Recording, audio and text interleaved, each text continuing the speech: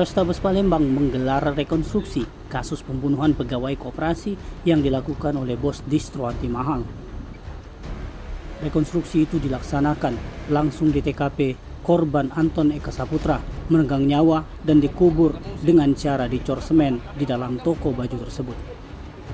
Toko baju distro anti mahal itu berada di Jalan Kiai Haji Dahlan, Maskarebet Raya, Kelurahan Talang Kelapa, Kecamatan Alang-Alang Lebar, Palembang.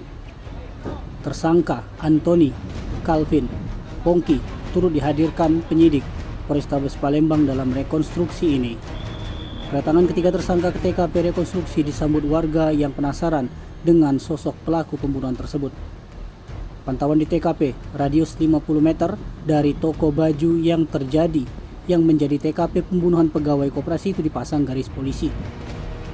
Terlihat warga sekitar juga masih berada di TKP yang dibatasi garis polisi nanti proses rekonstruksi tersebut selesai.